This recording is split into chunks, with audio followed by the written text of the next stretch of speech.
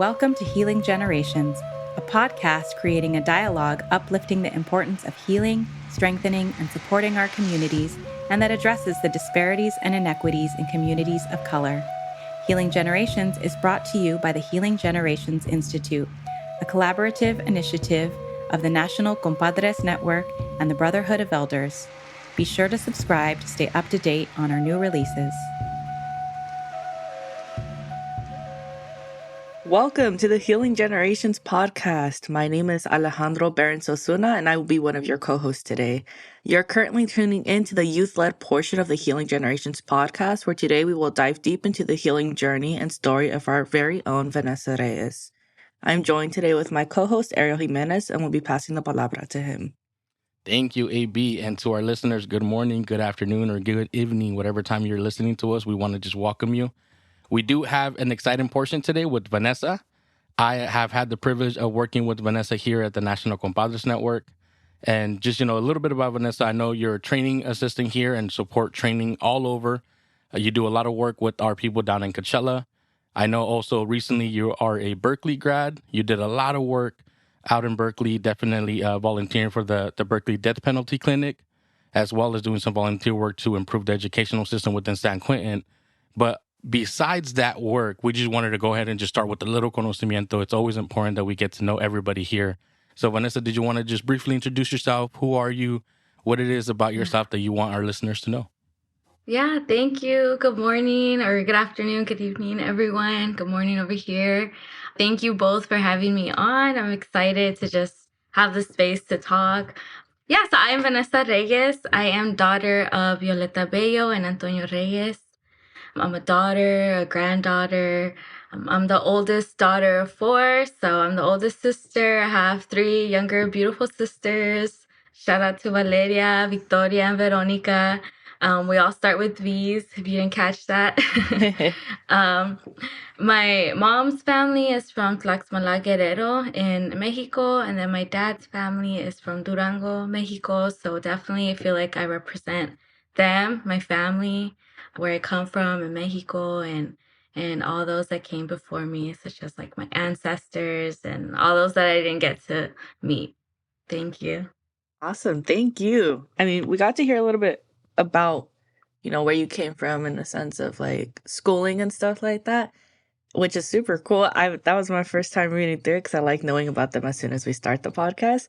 So I think that's super cool that you're working with the death penalty clinic. That's one of a big passion of mine, making sure that, people are treated with just and a fair way without like, automatically assuming everyone's guilty, like a lot of brown and African American people have to go through. So I just think that's super cool. But, I want to talk about more about your work with NCN. Like, how did you get connected with NCN? Like, how did that start for you? Yeah. So it would just like happen from one day to the other. I had no like previous knowledge of the National Compadres Network or any of the work that's being done.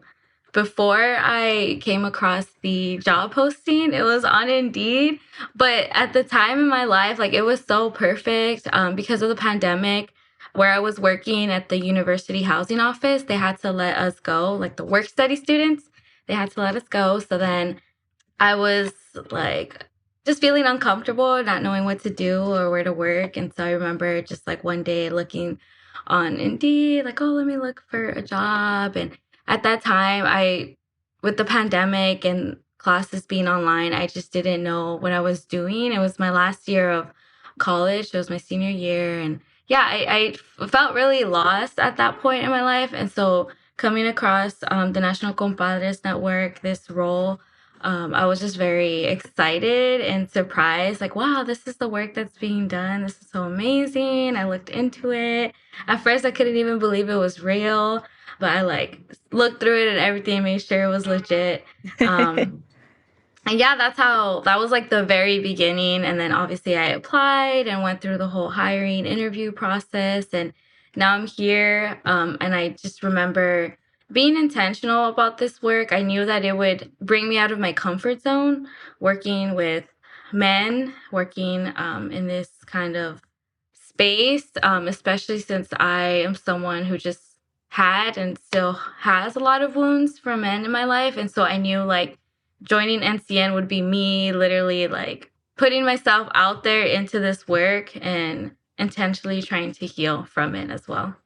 No, thank you for taking us through that journey. I know it's not always the easy one, you know, maneuvering one through graduating college and going into the real world, and then having to do that on top of dealing with pandemic and all the uncertainty. So I just want to give you props for doing that, and also congratulations on the graduation. Right, that's a big accomplishment. Thank you. Thank you. Yeah, of course. I think, you know, also jumping into the NCN work, because we were blessed to get you during that time. So I know you might have been going through a lot, but we got the benefit of having you join the family and just hitting, you know, the floor running. But going into the NCN work, I know you're involved in a lot of different projects. I know you get to go through a lot of different trainings. Is there one specific initiative that is really connects to you with a different level of passion, or any part of NCN that you want to highlight and talk a little bit more about? Yeah. There's so much work that deserves to be highlighted here at NCN, like every single thing. I think more recently for myself, like I've been helping with the Sacred Manhood Initiative. Ariel, I know you've also been helping out with that. And so it's just an effort to like uplift positive values, traditions, roles of just being a healthy man and what that looks like. And so, again, as I mentioned previously, because of where I stand with my relationship with men in my life and the wounds that I carried, this is very healing work to me, being able to, you know, help out, put on podcasts or webinars on just what it is to be a healthy man and the complexities that come with it. And so I would definitely want to highlight that work. Obviously, we live in a unhealthy patriarchal society. So I think it's beautiful work that NCN is doing the exact opposite of that and uplifting the opposite. So yeah, definitely want to highlight the Sacred Manhood Initiative. Shout out to that.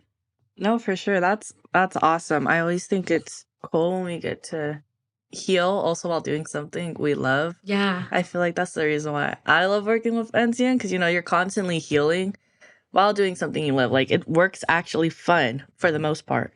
But no, yeah, so I appreciate that. I also love that when we're working with NCN, we're constantly, you know, learning all these teachings over and over again. But I feel like no matter how many times I hear certain teachings, like every time it still like hits home for me. So I was wondering, what teachings from NCN have you learned that you really want to uplift and show? I literally have like so many teachings and quotes that like throughout supporting trainings and just hearing my Jake talk or Mario, Ozzy, and everyone, I like write it down. I'm like, oh wow. But I think like the overarching like thing that I've learned about being at NCN and what NCN has taught me a lot about is just how powerful it is to be vulnerable and tell your truth. I used to be, and still am sometimes, but like shy, more to myself. And so I remember in the beginning just hearing everyone share so openly about their personal life, the experiences they've been through. I felt uncomfortable at first, not gonna lie. I was very uncomfortable just hearing all that, and then knowing that I would also need, well, not necessarily need to share, but just knowing I was in this kind of space, basically. And so I have since then, and since being with NCN, I just feel so much more empowered, like being able to tell my own truth. I definitely see the power in like being able to not be silent about our struggles and like what it is that we've been through in life, and be able to find connection and empowerment through that. So that's like a overarching like thing that NCN has taught me, is just like how powerful it is for us to share, especially when we live like in a society that doesn't want us to talk about our struggles or to talk about what it is that we've been through. So that has been definitely just like amazing and empowering to me. I guess another teaching that's very simple but difficult for me sometimes is just the teaching of palabra or word and what that means, and just being someone who keeps their word, who doesn't do anything to hurt themselves or others. They take responsibility for their actions and they're a positive example to others. I try to live every day following those things. And I emphasis on try because even though I know, like, oh yes, I'm supposed to be someone of my word, it's difficult. Like sometimes I realize, like, you know what, I didn't follow up on that, or you know what, I didn't keep my word, or I did something that would hurt me. And so just keeping these teachings in my mind has definitely helped me in terms of how I engage with others in my relationships, or just how I live my day to day. Yeah, that palabra one is key.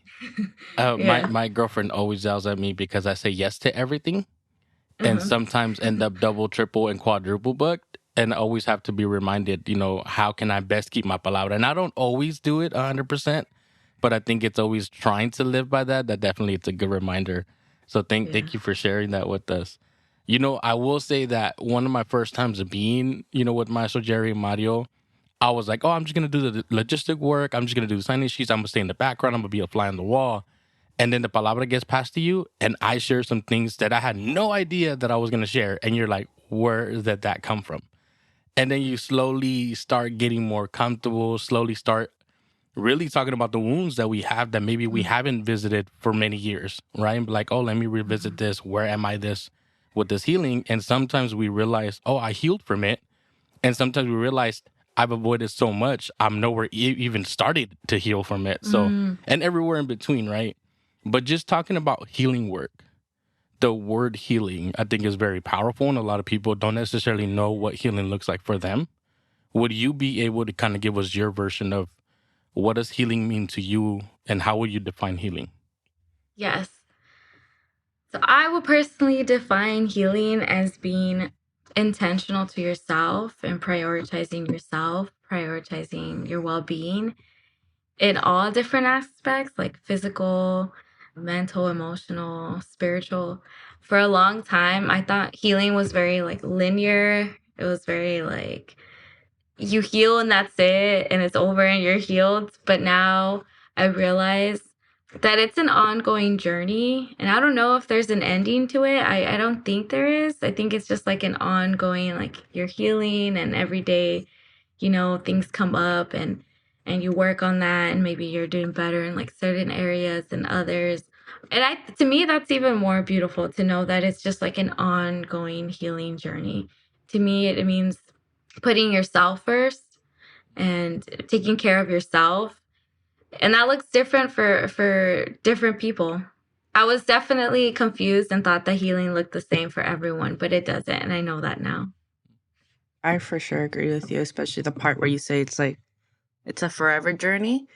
And I think growing up for me, I was so quick to want to just, be happy and like, why do I always have to like think about all the negative stuff in my life? And why can't I just be healed one day after? And it definitely took me a while and a lot of therapy to realize that like, no, dude, you're gonna be working on this stuff until you're like 85. And I'm like, okay, if that's what it is for me, then that's what it is for me. I think you have firsthand experience of seeing healing in communities. Your work with San Quentin, that's pretty heavy work, So I just feel like you definitely get firsthand experience on seeing the healing that's going on there, if they're able to get any at all. So I was wondering for you, like, how have you seen healing in those communities or even in your own community or in your own household? Like, how would you define the healing that you've been seeing? Yeah, because I think that healing looks different for everyone. I see healing all the time in different communities, specifically focusing on the incarcerated community when I was working with them and helping them work towards their GED at San Quentin State Prison. This was pre-pandemic, obviously, but they're healing in their own ways. They're healing through education. They're healing through empowerment. A lot of these men, and I can't speak for every single one of them, obviously, but the men that I worked with, my students, they were healing through learning how to read English. A lot of the men that I worked with were Spanish speakers, and they reminded me of my abuelos, my tios, and they were there for I don't know how many years that they've been there, but they were working towards getting their GED and eventually getting 7 months off their sentence. And so I see that them working on their language, working on their academics, working on wanting to better themselves. I see that as healing work for them. And for myself, it was very, it was healing work for me as well, but also it was difficult. Obviously, I have the privilege of being able to walk outside the prison, and they don't. And so it was very difficult knowing that they're, in this place and won't be getting out probably anytime soon, and especially with the pandemic that worsened their conditions.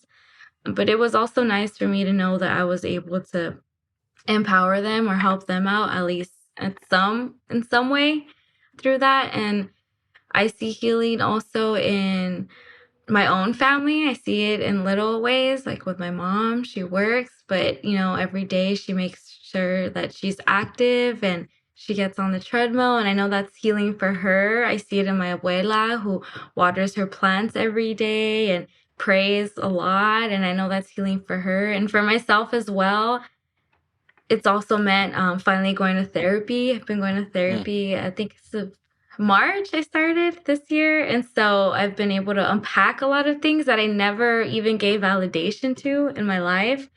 And so definitely healing looks different in a variety of ways.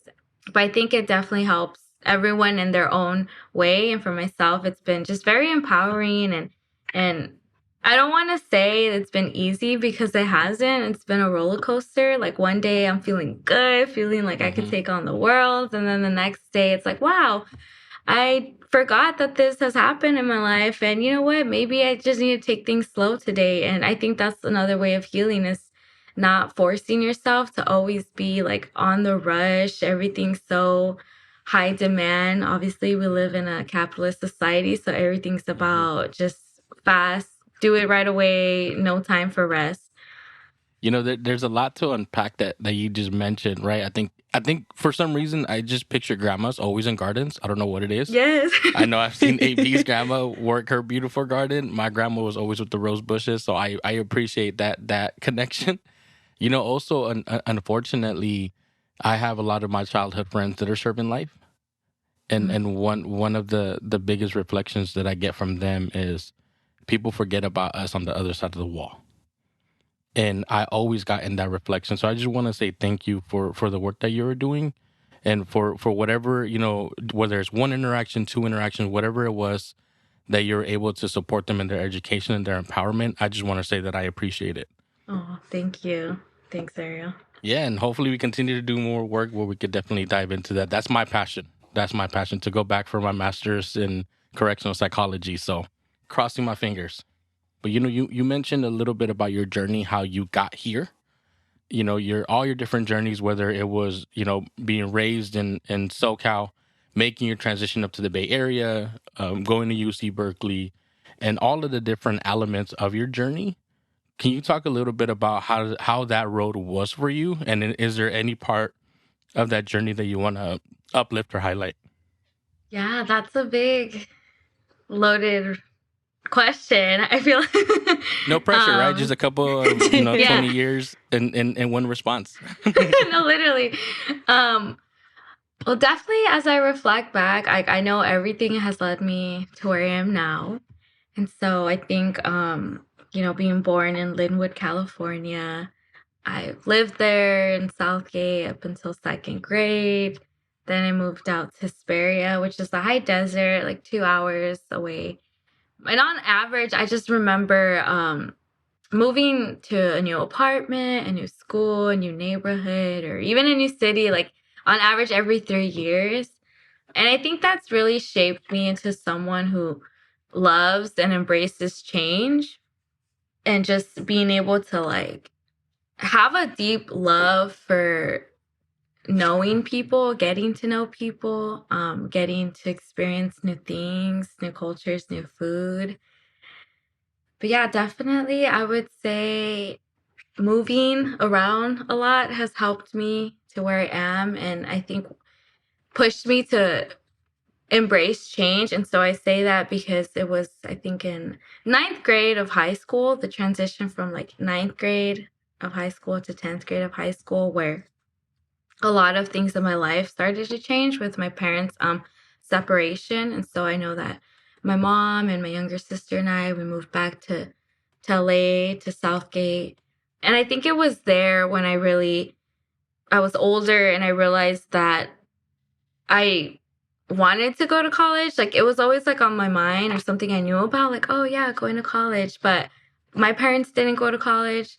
I'm the oldest, so I didn't have like an older sibling that I knew that went to college. And so it was just like, oh yes, college, but nothing really like tangible that I knew I had to do. And so I would say like moving to Southgate, I went to Southgate High School. We had one college counselor. Her name was Mrs. Corona, and I still remember her. And she is the reason, a big part of the reason why I went to college in general. Like, even though it was so many students and she's the only college counselor, like, she somehow made it happen to where we knew what college was. We knew what the requirements were to go to college. We knew what tests we had to take and the extracurriculars. And so I just remember my first day of school, because I was new. I started like 2 weeks into the school year of 10th grade. I remember she was the first person that they introduced me to.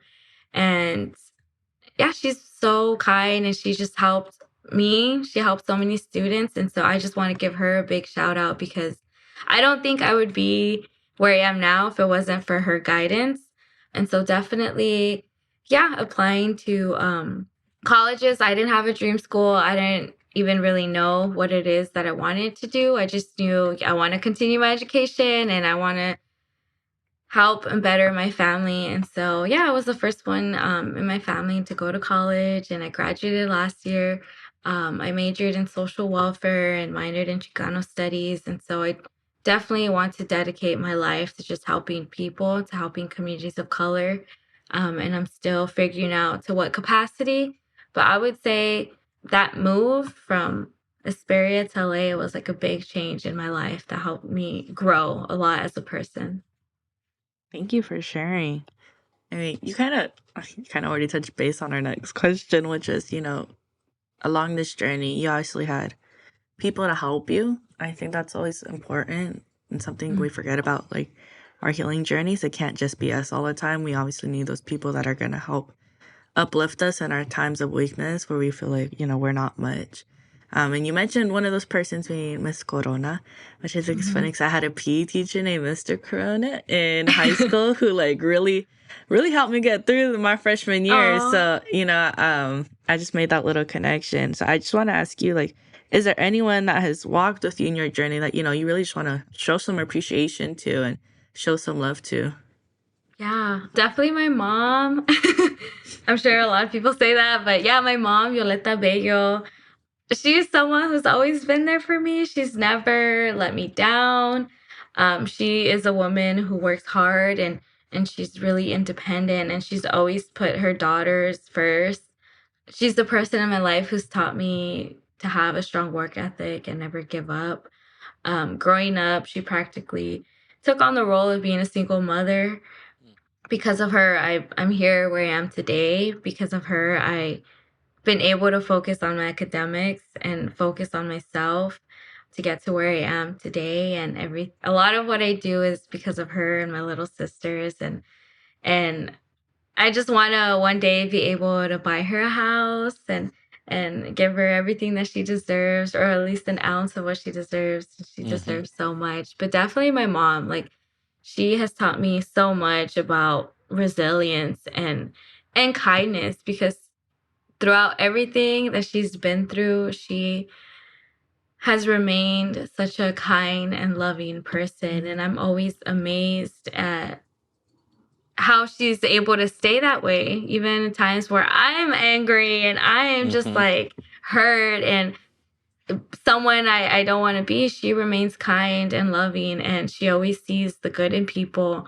And I really admire that about her. So definitely my mom, Violeta Bello, she is everything. And because of her, I mean, I'm here, I exist. So definitely my mom. Always got to give love to the moms. Yes. Regardless, I always used to hear, Mario Suna always talk about that he never knew when his mom slept, because when he went to bed, she was up, and when he woke up, she was up. And when he said that, I just pictured my mom being up 24/7. So we always got to give them love. And then, what you mentioned too, I never understood how my mom could be so loving, because the world wasn't always so nice to her. So I never understood where that came from, but I'm hoping that I could channel that in order for me to be a little bit more loving with the world. So for sure, never a wrong answer when we give shout out to our moms or our grandmas or anybody else who's Yeah. been connected with us. But you know, True. one of the things with my mom is that she's a very traditional cultural person, right? She always has her dichos, always has her recipes. It's always this, it's always that. So diving into a little bit of culture, you know, how do you identify culturally? What's your connection within your family and your culture? Yeah, I would identify as Mexicana, as Latina, Chicana, and I've always been so confused, like which label do I use? Like what am Yeah.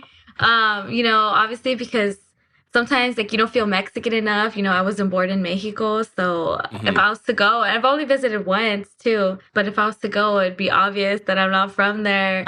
But then also not feeling like American enough because clearly I don't, I I look Latina. And so working with NCN has given me the confidence to say I'm all these things and I define what I am, no one else gets to define that for me. And so I take pride in being Mexicana. I take pride in knowing that my grandparents immigrated from Mexico. I love my culture, and at the same time I'm able to acknowledge when certain aspects of my culture are unhealthy. And so I think that's the beauty of it, that I get to choose what traditions, what values I want to live, and which values or traditions I don't want to necessarily bring forth. I just want to say I haven't really heard people identify themselves with Chicano since we've started this podcast. And it's something that, I was raised to call myself, you're Chicano. Like, obviously, you're Mexican and you're American, but Chicano just always felt right because it always felt like that perfect mix to me for some reason. Like, when I saw Mexicano people, like, I was like, dude, I don't fit with you because, you're a little, you're too much. Like I was too little for them. Like I was never like as extra as they wanted me to be. And then I met with like my American friends and they just weren't it either. So, it wasn't until I met with like my Chicano friends and was really submerged in that culture. I was like, oh, this is where I fit. This is This is perfect it. for me. And, Yeah. I feel like that's something that I always like to uplift is, just that single word Chicano. I feel like culturally it means a lot to me. So I want to ask you, when it comes to your culture, like what's one thing where you're like, this is what makes my culture beautiful and amazing and all the things it is. Food. Yes. Food. That was like, I love Mexican food. I love my food. I love pozole, tamales, mole. Like, I love the food. And I think I really realized that when I moved out from home, when I was away from my family, from my mom, and moved to college. I didn't realize just how much I loved my food. It wasn't until I was there where I realized, like, you know what? Yeah, I'm homesick and I miss my family. I miss my mom. I miss my sisters and I miss enchiladas and I miss cooking, especially like the first year when we're in dorms and we can't cook for ourselves. And I think I've also been able to heal through food as well. Last year after graduating, I also moved out and I have a little studio here where I live on my own. And so just cooking like Mexican recipes has really helped me build a better relationship with food and my body, especially because sometimes I just like I won't eat because of how busy I am, especially in college. I did that a lot. And so I think it's been healing to be able to just take my time, like no pressure, like just me and myself, make something to eat, make some enchiladas or frijoles or whatever it is, just make it and then eat it. And that's when I feel the most connected to my culture. It's like when I eat and I think, oh, like, someone picked these strawberries, someone like just thinking about the whole process of like the people that do this work for us so we can eat. Yeah, definitely. I love that the most about my culture is the food. Agreed. Stay tuned. The NCN Food Network is coming near you. So we're Yes. we're gonna make that happen. Recently, and it's only been maybe within the last year or two, kind of in the middle of the pandemic, when I reconnected with my mom in that way. Ma, can you send me the recipe for this? I want to try this out. But her recipes are always difficult. Un poco de esto, Yeah. o poquito de eso. And I'm like, I need an actual measurement. Oh, nomás, nomás la agarras con tus dedos. And it's just like, Mom, Yeah. we have different hands. How is it going to come out the same? But, the beautiful thing is that when you pour your love into it and you get those recipes that have been passed down generationally, it's always going to be good food, regardless of what it Yeah. is. So I could always appreciate that. Mm. Sticking with a little bit of the family, the food, the culture, what lessons have you learned from your family and your culture that you most connect to? So there's so much that I have learned from my family, from my culture. But what really resonates with me now at this point in my life is just realizing how my family and culture have taught me a lot about the importance of having faith. The women in my family, especially my abuela Clemencia, my mom, my tia, my other tias, my abuela Evarista, just the women in my family have so much faith that it brings a lot of healing to our family. And although I might not necessarily agree with or identify with their religions sometimes, I always admire their spiritual strength. Like, I always welcome that, and I am so inspired by it that I myself also make sure to pray every day in my own way, that I make sure to be spiritually connected to Creator, to higher being, to the universe. And so that just teaches me that if you're rooted in something, if you're rooted in your faith and like you believe that everything's gonna be okay, like I have seen it over and over again how faith has really helped us as a family, has helped me individually in my life. And so definitely I want to uplift that, like the strong mujeres in my family who pray every day. I think it's beautiful to know that I forgot where I heard this. I heard this from someone at NCN, but they said they woke up knowing that 3 people have already prayed for them that day. And that really resonated with me because I wake up and I know, like, my grandma, she wakes up every night at midnight and prays for an hour, and she prays for all of us. And so I love that I can wake up and know that good energy, good intentions, good prayers have already been sent my way. And that makes me feel safe. That makes me feel protected. And yeah, I would say that's a very big lesson that I have learned from my family, from the mujeres in my family that have given me a lot of like tools to work with in my life. Just like knowing that it's within me, the medicine, the faith, the prayers within me. I mean, I for sure relate to that. I mean, Yeah. I've been overrun by women my whole life. We're definitely outnumbered in my household, and I mean, I will always say that they're the strongest people I know because they carry. I mean, faith for me coincides with hope, and a lot of my family members, especially the women in my life, have a lot of hope in their heart. They always say we're pessimists, and so I mean, you always need those people that are optimists. And I will say my sister's definitely one, especially considering her middle name means hope. And I always say my sister like walks through the world with like goggles over her eyes that just show like the rainbows and sunshine of everything. So she's definitely that bit of hope I have in this world where, I mean, if I could look at the world like she does, I'll be happy.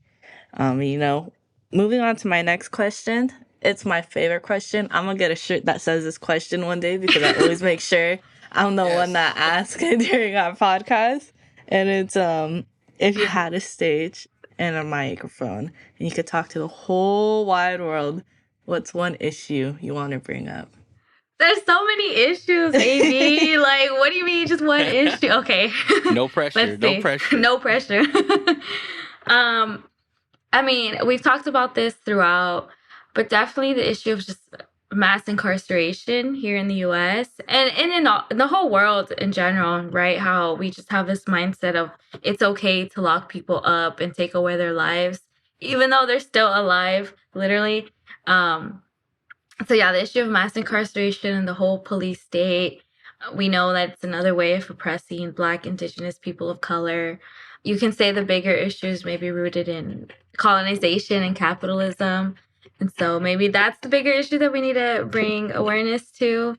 But definitely that this is something that I'm passionate about personally and want to learn more about in terms of like educating myself on mass incarceration, the school to prison pipeline. And I'm definitely trying to to live a life of abolition, having like an abolitionist mindset, not just when it comes to incarceration, but just every day and how we view punishing people, of how we view forgiving people and redemption. So definitely that is an issue that I would want to highlight and have everyone learn about, myself included. When I went to college, that really opened up my eyes on how intentional and systemic it is, how it's all done on purpose. And I'm always just like in awe of how messed up it is. And that, yeah, just knowing that it's so intentional to lock people up, that does not sit right with me. And I do think we need to do something about that. And yeah, that's something I'm very passionate about and want to dedicate and hope to dedicate my life to. Mass incarceration is definitely a national issue right now. I don't know if you know, Vanessa, right now, I'm currently a fellow with the National Institute for the Criminal Justice Reform out here in Oakland. Yeah, and we got actually last October, we actually got the privilege to fly out to Alabama and sit down with the Equal Justice Initiative with Brian Stevenson and visit the Legacy Museum out in Alabama, which really talked about like that transition, right, from enslavement into incarceration, and what were all the different policies that were implemented in order to really oppress people of color, right? And how a lot of those policies are still alive and well today. But one of the beautiful conversations that we had is not only how do we transform and dismantle the system, but also how do we, for the next generation, be able to guide them so that they don't fall into the same traps that were instituted, right? So if I had a question for you, is thinking about all of the different levels, whether it's incarceration, whether it's healing, whether it's NCN work, your Berkeley work, your community work, what advice do you have for the next generation within their healing journey, within their interaction with the world, within their interaction with their culture? What advice do you have in general for that next generation? Oh yeah, what advice do I have that? No big. just keep in mind, whatever words you say are going to impact the next 7 generations or so. But no pressure. No biggie. That's going to be the theme of this podcast. No pressure. No pressure. No, really. Well, I can only speak for myself, right? And I want to say that this would help the next generation. But I think it's so important to be secure in yourself and who you are. And it's okay if you don't know like who you are completely and you're still figuring it out. I mean, we're humans, we're going to change. But I know it's so important to love yourself and love who you are and learn to love yourself, especially because we live in a world, in a society that does not want us to love ourselves. And so I see it as very revolutionary work to love yourself, to love who you are, to love how you look, to love how you act. As someone who's been in survival mode for a large part of my life, if not most of my life, I'm realizing now that I never gave myself the opportunity to ask myself what it is that I want in life and what it is that I'm willing to accept and not accept and love myself. And loving yourself looks different for everyone. Like I like to think, I ate something today and that's a way of like me showing my body that I love myself, that I took the time to get some lunch and feed myself. Or, I'm going to therapy and that's another way that I am loving myself. I'm showing up for myself. So my advice to the next generation would be to prioritize yourself and don't be afraid to put yourself first, especially because how else are we supposed to give our all and help others when we don't do the same for ourselves? So I would say that. Love yourself. Loving yourself is revolutionary. That was beautiful right there. Because it's true. It's true. They don't want us to love ourselves. They don't want us to love our skin. They don't want us to love our culture. They don't want us to love anything about us. So that reminder is powerful and beautiful. So you said no pressure, and that alone is going to impact generations to come, right? But Just that as we close up, I just want to appreciate you for all that you've shared with us, all of your circle, your people, your teachings, everything that you shared with us. Is there any maybe closing Thank you. remarks that you want to share with our listeners? Yes, I do. So thank you all for listening, for taking the time to listen to us. Thank you, AB, Ariel, and Emilio in the background who help out with all of this and make this work. And yeah, I just want to give a shout out to all the students who are graduating from high school, from college, from middle school, just all the graduates, and especially my sister, Valeria Reyes, who is graduating today from Southgate High School. And so, yeah, I just want to give her a shout out. I'm so proud of her and happy for her. And she will also be a bear and be going to Berkeley this fall. And so, yeah, just want to give her a shout out. The Cal Bear in full effect. Woo! I love it. Go Bears. Go Bears. I never went to Berkeley, but I look like a bear, so it's all right. Ariel. AB, any closing remarks that you want to share with Vanessa or with our listeners? I just want to give a big thank you to Vanessa for waking up early and getting on this podcast with us today. I know I was struggling a little bit because I'm a little tired right now. But I just want to give you a big thank you for all that you share and, just being vulnerable with us and talking to us about your experiences and your journey. And, I really want to uplift all the work you do in our community because it's work that a lot of people don't do, but it needs to get done. So I really appreciate you. I want to, again, like you said, happy graduation month to all those graduates. I just graduated last week, so I'm hopping on that train. Thank you. And, just really big happy pride to all our LGBTQ folks that are listening in right now. Hope you guys have a good pride. Love who you are. Love is love. We say the word gay here. That's not a thing. So I just want to shout out that community real quick. And thank you to my co-host Ariel for doing this with me. Of course. Love is love indeed. And loving yourself is revolutionary. Healing is different for everybody. Healing is a forever journey. Thank you for sharing those teachings with us, Vanessa. Thank you for sharing Mrs. Corona with us, your mom with us, your grandma, the plants, and everything else that you shared along the journey. I know we definitely appreciate it. There's a lot of richness that we get from your story, and I'm sure there's going to be a lot of richness that our listeners get from your story. So happy Pride Month to everybody.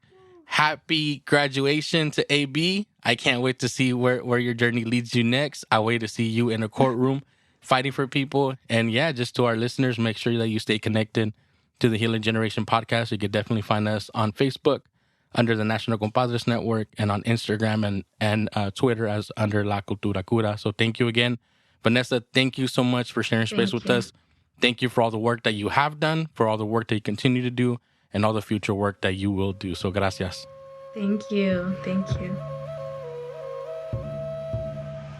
For more information about Healing Generations and the Healing Generations Institute, visit nationalcompadresnetwork.org and be sure to subscribe to stay up to date with our new releases.